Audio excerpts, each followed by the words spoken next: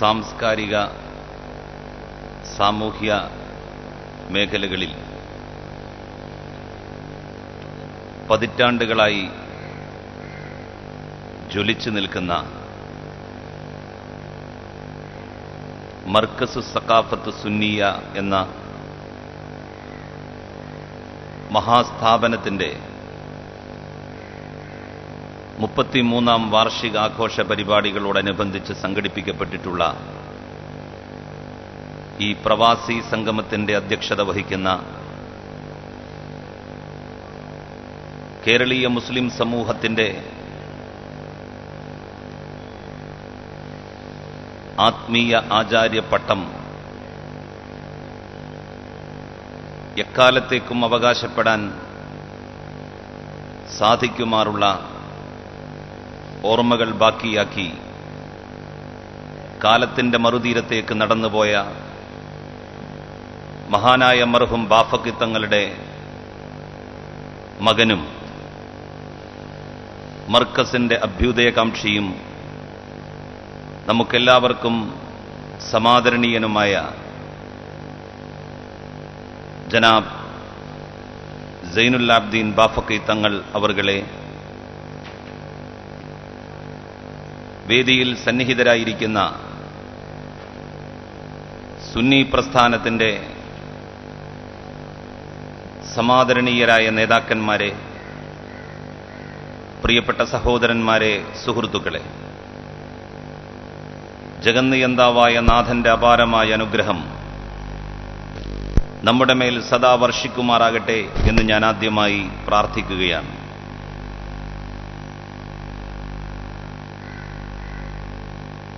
മർക്കസ് അതിന്റെ പ്രവർത്തന പന്ഥാവിൽ 33 വർഷങ്ങൾ പിന്നിടുകയാണ്. പിന്നിട്ട കാലയളവ് മുഴുവൻ ഒരുപാട് അടയാളപ്പെടുത്തലുകൾ കേരളത്തിന്റെ മതസാംസ്കാരിക മേഖലയിൽ നടത്തിയെന്ന ആത്മനിർവൃതിയോടെയാണ്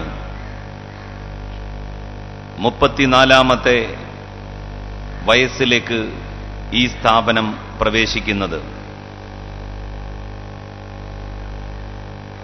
ഒരു കാലത്ത് മതവിദ്യാഭ്യാസം മാത്രമുണ്ടായിരുന്ന ഒരു തലമുറയും ഭൗതിക വിദ്യാഭ്യാസത്തിന്റെ സമീപത്തെത്താൻ സാധ്യമാകാത്ത മറ്റൊരു വിഭാഗവും, ഭൗതിക വിദ്യാഭ്യാസം സിദ്ധിച്ചവർക്ക് തന്നെ മതവിദ്യാഭ്യാസം തീരെയില്ലാതിരുന്ന മൂന്നാമത്തെ വേറൊരു കൂട്ടരും, അങ്ങനെ വ്യത്യസ്ത തട്ടുകളിലായിരുന്നു കേരളത്തിലെ ഇസ്ലാമിക സമൂഹം. ആത്മീയ ഭൗതിക വിദ്യാഭ്യാസം സമന്വയിപ്പിച്ചുകൊണ്ട് നൂതനമായ ഒരു വിദ്യാഭ്യാസ രീതി വാർത്തെടുക്കുമ്പോൾ ഷേഖുന കാന്തപുരം എ.പി. അബൂബക്കർ മുസ്ലിയാർ അവർ ഒരിക്കലും തന്നെ അതൊരു മഹാവൃക്ഷമായി ഇത്രമാത്രം പടർന്ന് പന്തലിക്കും എന്ന് കരുതിയിട്ടുണ്ടാവില്ല.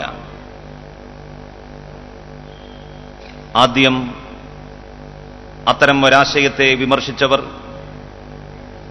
ആ ഒരു ചിന്താഗതിയോട് പുറംതിരിഞ്ഞു നിന്നവർ, എന്തുകൊണ്ട് 2 വിദ്യാഭ്യാസ രീതികളെയും സമന്വയിപ്പിച്ചുകൂടാ എന്ന ചോദ്യത്തിന്റെ മുമ്പിൽ പകച്ചു നിന്നവർ, അവസാനം ഈ മഹാവിജയത്തിന്റെ പ്രയാണത്തോടൊപ്പം കൂടുന്ന കാഴ്ചയാണ് നമ്മൾ കണ്ടത്. മതരംഗത്ത് പ്രവർത്തിക്കുന്നവർക്ക് ആത്മാഭിമാനമുണ്ടെന്നും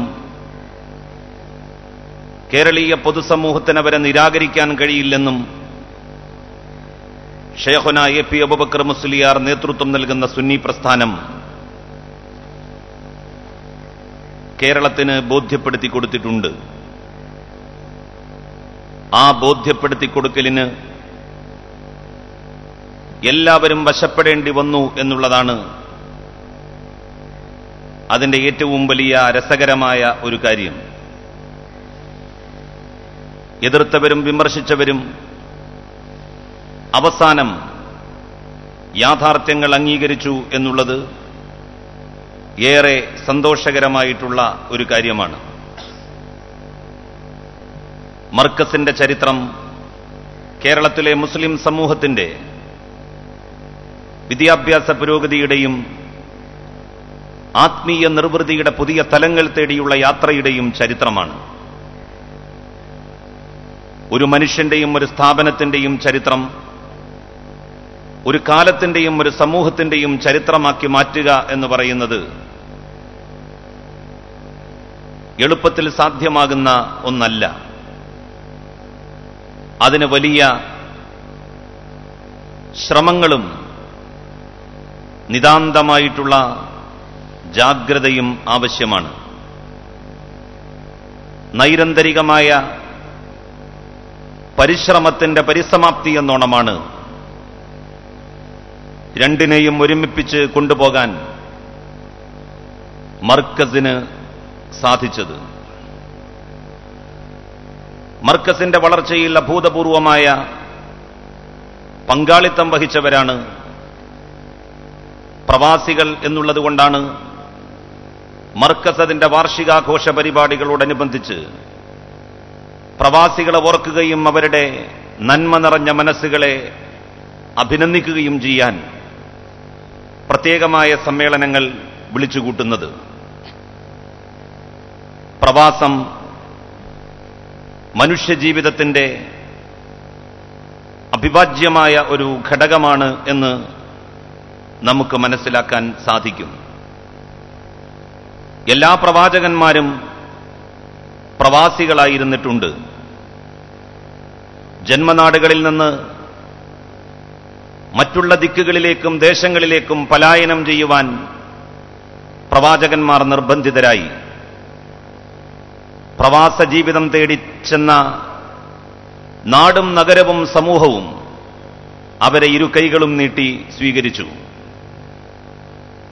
ലോകചരിത്രത്തിൽ പ്രവാസത്തിന്റെ മാധുര്യം നുകരാത്ത, അതിന്റെ നോവനുഭവിക്കാത്ത സമ്മിശ്രമായ ഒരു വികാരത്തിന്റെ തീക്ഷ്ണതയാണ് പ്രവാസ ജീവിതം എന്ന് കാര്യങ്ങൾ മനസ്സിലാക്കുമ്പോൾ നമുക്ക് ബോധ്യമാകും. ഇസ്ലാമിക ചരിത്രത്തിൽ പ്രവാസ ജീവിതം അവരുടെ ആദർശ ജീവിതത്തിന്റെ ഏറ്റവും അടുത്ത് നിൽക്കുന്ന ഒന്നാണ്.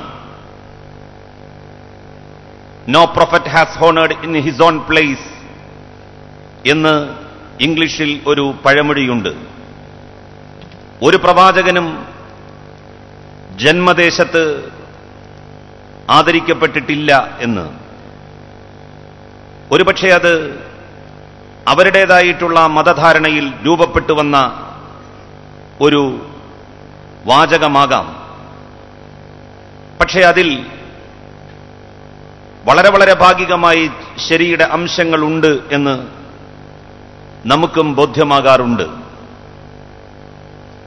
കേരളത്തെ സംബന്ധിച്ചിടത്തോളം പ്രവാസികളുടെ സംഭാവന മത, സാമൂഹ്യ, സാംസ്കാരിക മേഖലയെ മാത്രമല്ല പുഷ്കലമാക്കിയത്.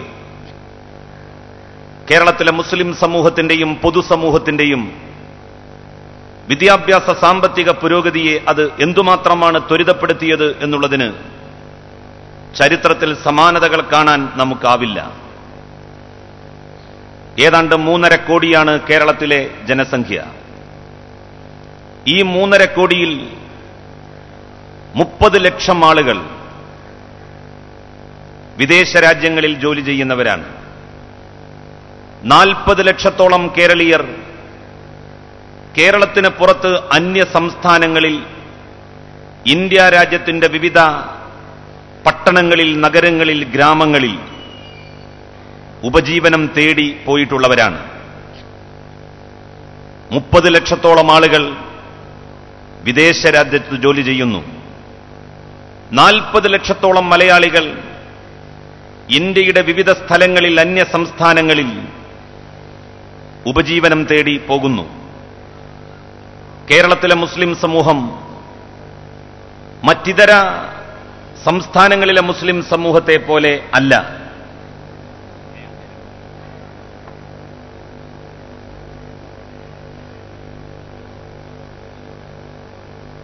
ബഹുമാന്യനായ കേരളത്തിന്റെ തദ്ദേശ സ്വയംഭരണ വകുപ്പ് മന്ത്രി ജനാബ് പാലൊളി മുഹമ്മദ് കുട്ടി സാഹിബ്, മർക്കസിന്റെയും കേരളത്തിലെ സുന്നി പ്രസ്ഥാനത്തിന്റെയും സർവസ്വവുമായിട്ടുള്ള ഷേഖുന എ പി അബൂബക്കർ മുസ്ലിയാർ അവറുകളുടെ കൂടെ ഈ വേദിയിലേക്ക് വന്നുകൊണ്ടിരിക്കുകയാണ്. ജനാബ് അബ്ദുസ്സമദ് സമദാനിയും ഈ ചടങ്ങിൽ സംബന്ധിക്കുന്നതിന് വേണ്ടി വേദിയിൽ എത്തിയിട്ടുണ്ട്.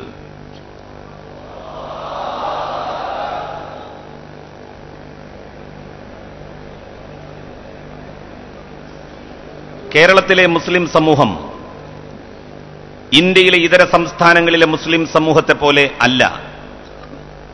അവർ ഒരു ട്രേഡ് കമ്മ്യൂണിറ്റിയാണ്, ഒരു കച്ചവട സമൂഹമാണ്. അവസരങ്ങളും സന്ദർഭങ്ങളും സാഹചര്യങ്ങളും തേടി ലോകത്തിന്റെ വിവിധ ദിക്കുകളിലേക്ക് അവർ പോവുകയുണ്ടായിട്ടുണ്ട്. ജീവൻ പണയപ്പെടുത്തിക്കൊണ്ടായിരുന്നു അവരുടെ യാത്ര. നാട്ടിൽ പട്ടിണിയും പരിവട്ടവും വർദ്ധിച്ചപ്പോൾ,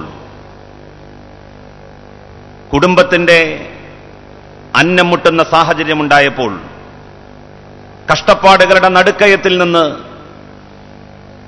വിമോചിതമാകുവാൻ വേണ്ടി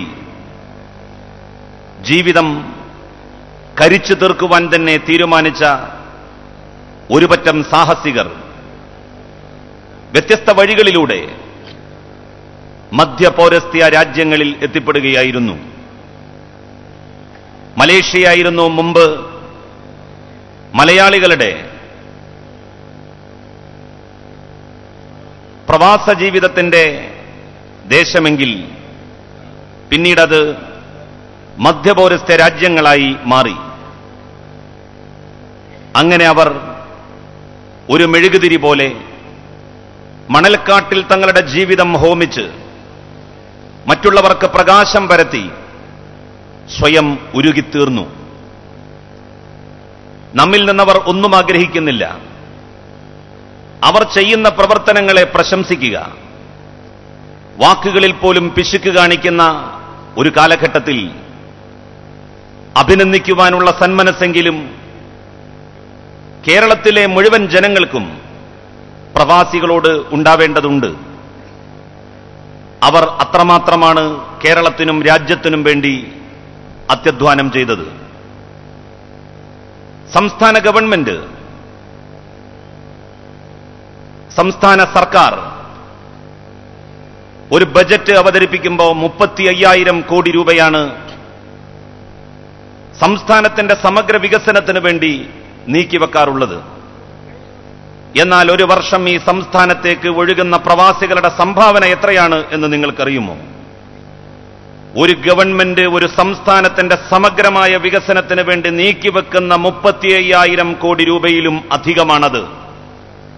45,000 കോടി രൂപ നമ്മളുടെ സംസ്ഥാനത്തേക്ക് വിദേശ രാജ്യങ്ങളിൽ നിന്ന് ഒരു വർഷം ഒഴുകിയെത്തുന്നു. ആ ഒഴുക്കാണ് നമ്മുടെ ജീവിതത്തെ പുഷ്കലമാക്കിയത്. ആ ഒഴുക്കാണ് നമ്മളുടെ ജീവിതത്തെ സമൃദ്ധമാക്കിയത്.